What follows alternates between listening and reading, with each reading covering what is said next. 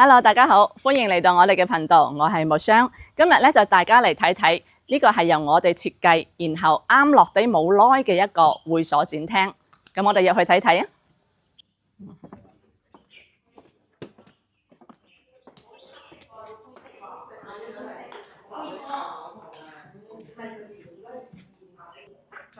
咁一入到嚟咧，你嘅第一反應肯定係同我一樣嘅，就係話：哇，好乾淨，好企理。但係你信唔信咧？其實喺呢個睇落好似乜都冇嘅空間底下，係藏住咗設計師好多嘅小心機嘅。睇睇就係呢兩道推拉門，輕輕一推，裡面收埋咗一個完整嘅功能區。呢塊細細嘅操作台面咧，平時唔用就可以收埋，成幅牆就係一個整體。但當你要沖杯咖啡或者泡壺茶，佢即刻可以變身成為一個多功能嘅茶水區。咁好多朋友做櫃咧，就好中意由頂做到落地，咁樣咧就成個空間咧就係做到滿晒。咁樣咧雖然係話咧就係好裝得，可以裝到好多嘢，但係咧個空間咧就會覺得係有啲局促嘅，而且咧就少咗個透氣感而且個高級感亦都好難出到嚟。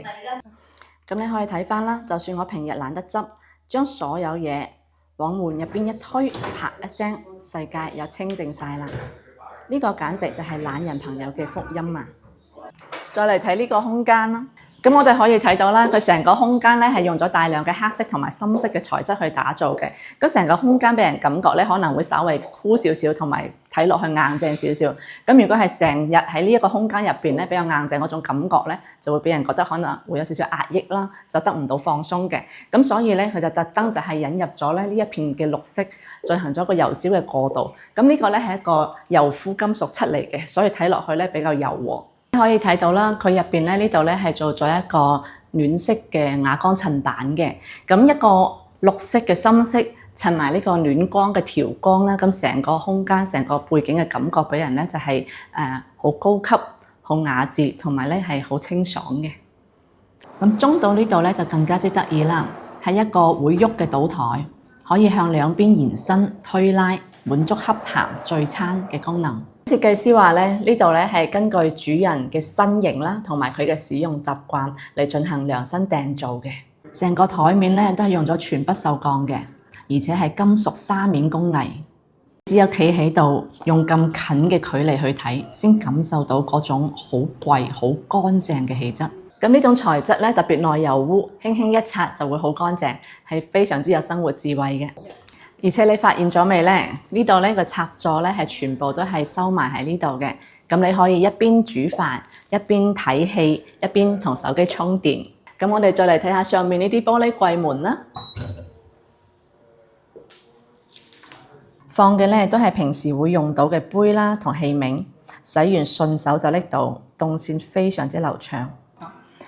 旁邊就係一個冰箱同儲物櫃啦。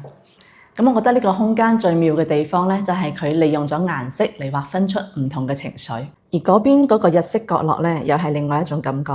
設計師咧用呢種手法，將人嘅視線無限拉長，令空間顯得更大、更舒服。你甚至唔會注意到冷氣出風口就巧妙咁收咗喺嗰啲線條同鏡面之間嘅。咁佢咧唔會影響到整體啦，而且係令你每時每刻都享受到佢帶嚟嘅舒適感嘅。咁呢啲咧就係一個好嘅設計嘅體驗。喺呢個客廳，佢係一個新顏色嘅空間。咁嚟到呢個米白色，好似圈子咁柔和嘅空間，成個人嘅心情咧就係即刻就放鬆晒啦。設計師話呢個係一個令人坦誠相對嘅地方，冇太多嘅裝飾，窗外就係自然景色。設計師刻意咁將景觀引入室內，坐喺度飲茶傾偈，你會不知不覺咁放低防備，回歸本真。你睇天花，光線特登聚焦喺梳化區，咁呢啲光線咧唔係亂咁裝㗎，坐喺光入邊傾偈，人會不知不覺將講嘢講得更加之真誠。旁邊暗少少嘅地方咧，留俾投影，留俾思考。一動一靜兩種功能自然分開。呢度可以飲下茶，睇下外邊，傾方案，睇圖則，讀報價，甚至開個小會，唔使去到正經嘅會議室，又唔使怕太隨意。旁邊廚房煮好餸拎過嚟，仲可以當聚餐台。呢個升降架係為咗方便攞高處嘅嘢，平時升上去空間就顯得好高。需要嘅時候咧降翻落嚟，你伸手就掂到，好簡單嘅設計，但好貼心。洗手盆側跟咧特登留咗個位，洗完嘅碗碟咧順手就可以放上去晾乾。咁我哋可以睇到啦，呢個廚房咧，佢係用咗個淺色調嘅。咁點解會咁做咧？咁係因為咧，其實廚房咧係一個比較容易油膩嘅地方啦。咁如果係深色嘅話咧，係容易令啲油漬啊係更加之顯眼嘅。咁如果係用咗淺色嘅話咧，一個方便打理啦，睇落去咧亦都會輕盈乾淨好多。呢度咧，佢仲係設置咗一個隱藏式嘅中島台嘅。咁呢個島台嘅作用咧，其實係非常之實用嘅。例如你喺嗰邊炒完餸啦，咁就可以將啲餸啊放喺呢邊，作為一個起菜嘅準備，作為一個備餐嘅用途。咁呢度廚房咧，佢係冇做到一個隱藏式嘅雪櫃嘅，咁就一個路放出嚟㗎啦。咁其實廚房嘅話咧，因為你有時候去做嘢嘅時候咧，可能咁樣係會更加之直接就手嘅。咁而且咧，我哋係另外做咗一個櫃咧，係將所有嘅複雜垃圾嘅嘢咧都收埋身，包括啲煲罌罉啊咁樣啲調料啊，全部可以收埋去，咁就睇落成個廚房咧就會好乾淨企理咯。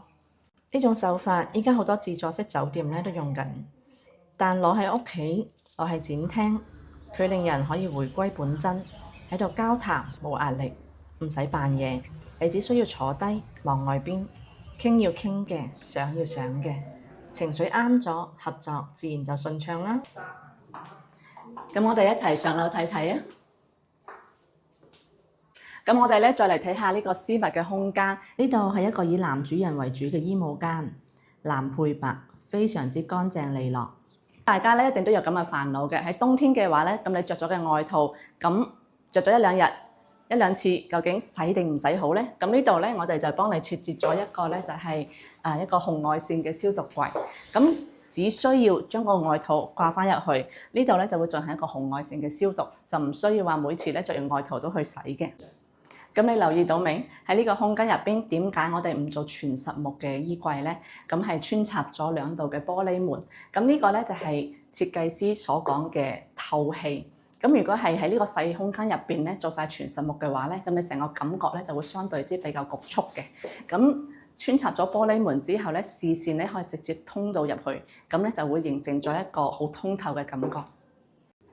咁我哋再嚟睇下個衛生間啦。咁衛生間嘅話咧，平常屋企嘅話咧，好多時就係設置咗簡單嘅基本功能啦，就係一啲刷牙、洗面啊、沖涼啊咁樣嘅啫。但係呢度咧，設計師就非常之貼心咁樣為女主人設計咗呢個化妝台嘅。咁你可以咧就係坐喺呢度化妝啦，同埋咧佢亦都係設置咗呢個巴士移門嘅一個儲物櫃。咁入邊咧係可以放到你所有嘅化妝品、護膚品，係超多嘅囤貨去使用嘅。咁同埋咧，你諗下，每日放工翻到嚟可以放鬆咁樣坐喺呢度化妝，完成一個彩妝，咁咧係同我哋企喺度化妝呢個舒適度咧係完全冇辦法比嘅。你可以留意下對門啦，係做咗一門到頂啦。普通門會因為氣壓問題咧就砰砰聲，佢哋加咗呢個排氣對流，開關門咧就非常之安靜。咁呢啲細節咧先至係真正體現咗生活品質嘅地方。咁我哋嚟睇下呢個天花板啦。呢種用線條劃分嘅手法咧，設計師係致敬咗蒙德里安嘅抽象畫嘅。咁本身沉悶嘅天花板咧，瞬間就變到有藝術感啦。咁行完成個展廳咧，你會發現佢最大嘅魅力咧，唔係在於佢用咗幾貴嘅材料，而係所有嘅設計咧都指向一個目的，就係令人回歸放鬆同舒適。佢用隱藏嘅手法解決咗收納嘅雜亂。用精準嘅色彩控制住你嘅情緒，用極致嘅工藝提升咗日常嘅質感。佢就好似一個冷靜又體貼嘅朋友，唔會俾你任何嘅負擔。